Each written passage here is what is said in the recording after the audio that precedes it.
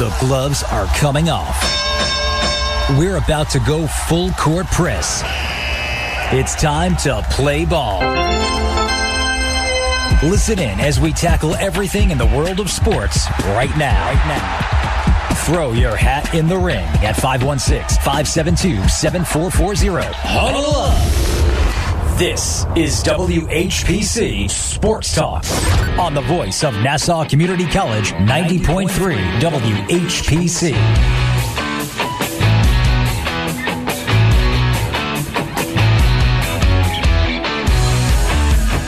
Hello, everybody, as we're here for another edition of WHPC Sports Talk on the voice of Nassau Community College, 90.3. I'm Kyle MacKay. Across from me, Eric Fischetti. Hey. Sam Eisenberg. Yo. And Matt Charkowick. What's going on? Did I say that right? Yes, you did. All right, awesome. Beautifully. 10 out of 10. Took me 3 tries on everybody else last week, but I'm 1 for 1. You doubt yourself way too much. I hate getting people's names wrong. It was something that my dad always taught me, that to always get people's names right. You thought my name had a V in it.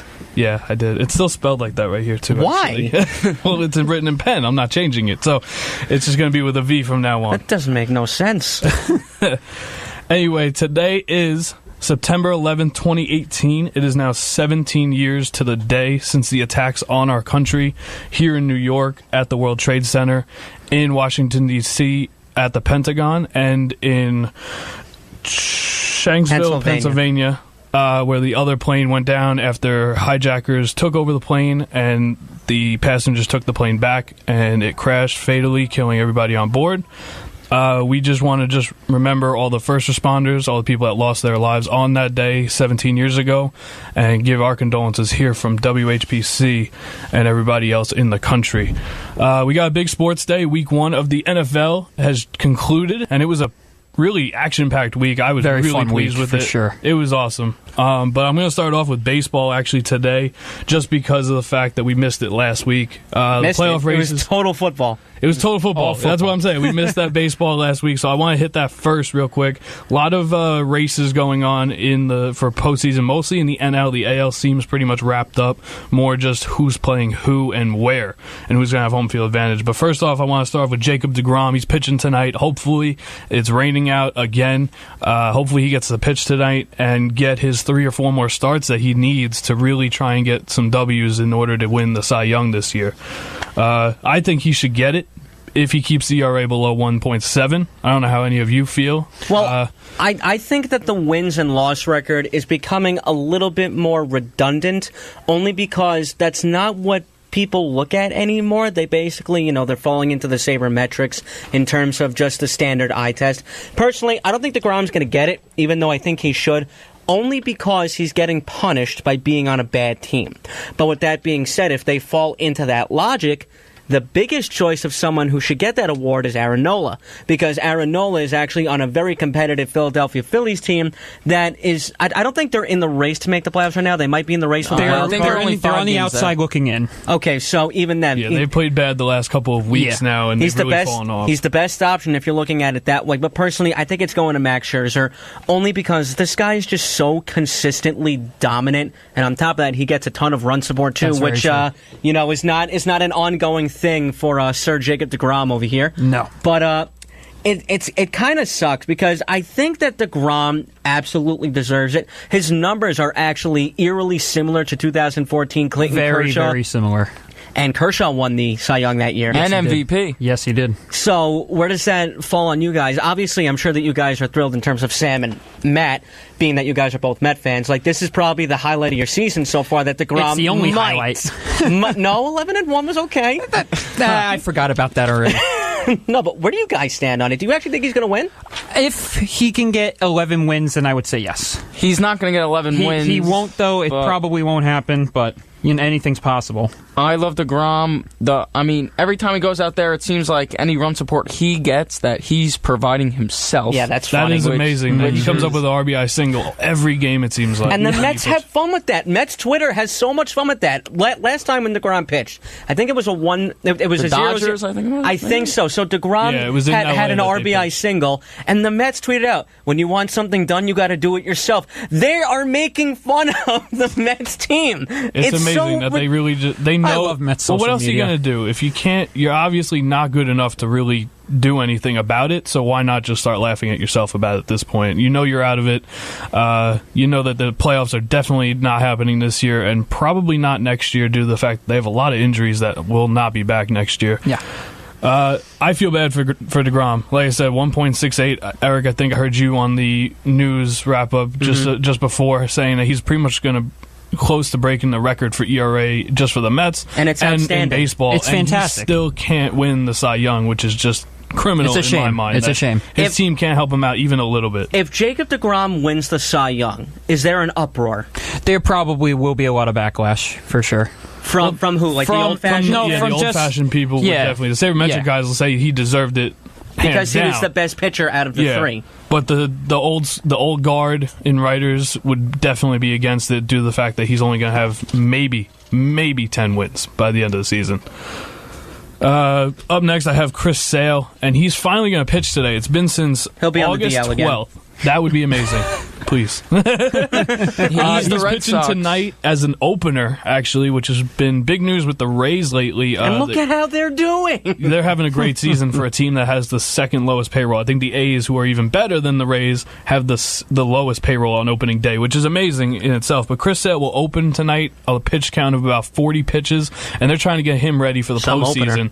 That is a big opener. That's a big league opener. What if he Going throws 99 with a slider that's just wipe out to any batter. What if he throws 40 pitches in the first inning? Then that's it. He's out. That's it. He's done. They're trying to work him back slowly. Strict 40 pitches. It's just strict trying to get his arm strength back up and ready to go for the postseason. They're not looking for how good he is. They know that for the most part, even in my mind, my diehard Yankees head, that the East is theirs. They know that they can just focus on setting up and getting right for the playoffs and getting ready for the division series, which will either be the Yankees or the Oakland A's at this point. But yeah, you want to get Chris Sale on the mound. He's a big part of what you're going to be hoping to do in October. Is he the X factor for the Red Sox? I think so. He pitched horribly last year in the division series in that first game where Altuve hit 3 home runs, 2 of them off of Chris Sale. That was awesome. It was awesome. I was beyond happy when the Red Sox were getting lit up, and it didn't stop with Chris Sale. It went into David Price, it went into Porcello. Yes. They all got hit hard in that series, and I really do think that this weekend you saw the Houston Astros and the Red Sox playing each other, and you saw that the Red Sox aren't a huge hitting team when you have a decent pitching on the mound, which with Verlander, Cole, Keuchel. Keuchel didn't have a great game in the Sunday night game, but everybody else pitched really well. You really see that the Red Sox are going to need their starting pitchers to really show up in the series because you're going to take your best offense probably in baseball and put them up against really good pitching in the postseason. Well, that mainly just happens either way. Obviously, you're going to go always happen, but the Astros are a very different animal. You can throw anybody out there, and you'll be like, "Uh-oh, we're in trouble." Verlander, Keuchel, Cole. It just keeps going. Yeah. You probably have maybe a solid 4 aces on that staff. And it's ridiculous. It's just not fair. McCullers is hurt for them. He would be another guy that would start, but he pitched so well in the bullpen last year. And Morton, too. And Charlie Morton, who was the Game 7 winner last year. So don't remind me. He just came off the DL a few days ago. Morton, right? Yeah. Yes. So you hope that he's healthy. I'd honestly, if I had to pick, with the Yankees going in the playoffs, I hope that they win the wild card game. But of the 4 teams, if it's not the Yankees, I would have to root for the Indians first, and then Houston. About 50 feet of dirt, and then the Red Sox. I agree with you right there, man. It would just root for injuries. Yeah, that's how I've been doing it all season, except for JD Martinez because he was on my fantasy team, so I didn't want him to get hurt. Other than that was it. Everybody else could get hurt. Who's your pick in the National League then, or it depends on who gets in? Earlier in the year, I'm a huge Dodgers fan because I love Clayton Kershaw. I have family in L.A. The way Andrew, you have family everywhere. I wear a Pittsburgh hat. Your mom's there. You got family in L.A. The way Andrew said about Bryce Harper, I'm the same way about Clayton Kershaw. I love that man. He's your man crush? Yeah, he's my man crush every day. So he is just the guy that I look to and I say, that's a Hall of Famer right there. That's the guy I like. So I'm a huge Dodger fan. And he finally got the pitch in the World Series, finally. Yeah. And then they couldn't win it. Crap the bed. But anyway, definitely the Dodgers, but it looks like it's going to be a tough series to get there with the last 15 days. The NL West is ridiculously hard. I hope that the Dodgers win the West because I really don't. somebody in the Central, the two teams in the Central, I feel like are going to end up winning the wild card. One's going to win the division. Two teams in the Central. It's held like that right now. Who's in the wild card in the NL? As of right now, the Cubs win the Central, and the wild card is the Brewers and the Cardinals. So the Brewers are only one game back, and they're playing right now in 2 more games in this 3-game series against the Cubs. So that is a huge thing on another end. The Brewers are interesting. The Brewers are interesting. They've been red hot with the bats. I really like the Brewers. I think they got nice additions throughout the season. I think the pitching is what's really going to come down. I think so too. The Brewers. Definitely one of my most surprising teams this year. But you know what's funny? The outfield, the whole outfield that got traded from the Marlins, Stanton, Yelich, Ozuna, they're all having really amazing years. They're really not amazing, but they're having solid years, and they're all on playoff contending teams right now. Well, yeah, Stanton kind of got off to a slow start. Yelich, I think, has been the most consistent. And I think now Yelich is now in MVP talks, I've heard. Really? Yelich and Carpenter both are in MVP talks, which is really amazing. And it's just amazing what could have been in Miami. You're listening to WHPC Sports Talk on the voice of Nassau Community College, 90.3 WHPC. I'm Kyle MacKay with Eric Fischetti, Sam Eisenberg, and Matt Charkowick. Still good. Oh, good. Thank God. My heart was pounding right there. I had to get that right. And we're talking about baseball right now. We're definitely talking about the NL races. Like I said, I definitely want the Dodgers to win. And it looks like the West, you're going to have to win the West. Now, the Diamondbacks have taken a step back after they've started out really hot. Probably the best team in baseball. But the Rockies are hot now. And the Rockies still have to play the Dodgers one more time. And that was a big thing early in the year. The Dodgers played like the Diamondbacks, I think, 10 times in the first month and a half. And the Dodgers played really, really bad. Yeah. And they played bad, but then they made it up in the last 9 games. They played like to a 7-2 clip, and now you're looking at them when you get Machado, you better make it up. Are you kidding? Hold on, let me see. So Colorado right now is winning the West. The Dodgers are a game and a half back. Arizona is 3.5 games back. So, with that being said, the Dodgers got to go on a roll. They got to win everything. Yeah, they got to play really well in the last 17 or so. Hold on, I want to see who's in the wild card. Hold on a second, let me see. So the Dodgers are 2 games back from the second wild card, I think, and the Cardinals are holding the second wild card. The Brewers are 2.5 games up. Jeez. Okay, so it's tough. It's close. So the Cardinals have to cool down. The Dodgers just have to keep heating up. Yeah. They just got to keep hitting. The AL wild card pretty much is set. It's really the only race is who's going to be home. Advantage. Because the Yankees have a 3-game lead, I believe, after their win last night. So they have a 3-game lead. Their division is pretty much over in my mind, even with 6 games left against the Red Sox. You're down by like 8.5 games, I still think, or 9 games. Just keep doing what you're doing. Yeah, just get ready games. They got to get ready for the playoffs. Aaron Judge has been taking swings. He's been taking, he's still feeling pain in those swings. Not as much. He's doing on the field stuff, which is great to hear. Sanchez came back with a bang yesterday, literally. That was a third decker. I watched that pitch. As soon as he swung, as he was swinging, I was like, what is he doing? And then he hits it. I was like, oh, there you go. That's a good shot. Way to be. But, they're getting healthy at the right time. They're starting to get better pitching from Tanaka. You hope Severino could turn the corner. But I don't know what's now, wrong with him.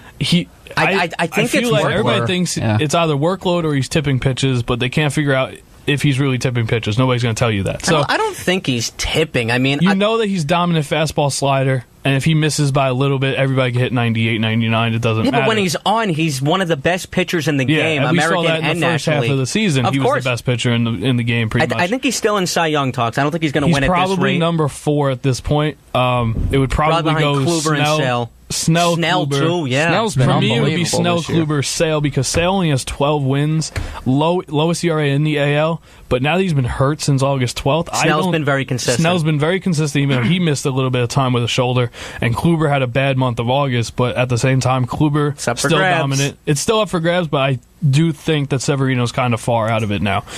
And like I said, you look for the Yankees to really get home field advantage, because you know that plays big. Yankee Stadium, lights. It's haunted in there. Like, oh my God, the ghosts come out and be like, "Hey, what's going on?" People have no idea how it happens. So. Can you imagine just in right field, you're feeling a cold spot? Hey, it's Babe Ruth. Yeah, right. Oh crap! No, I genuinely think Chris Davis at the plate just shaking a little bit, and he doesn't know what it is. hey, it's Mickey Mantle right behind you. Yeah, it's just weird that stuff happens. I was at the wild card game last year, and I watched that 3-run home run by Didi Gregorius, and I hadn't felt energy in a small space like that before.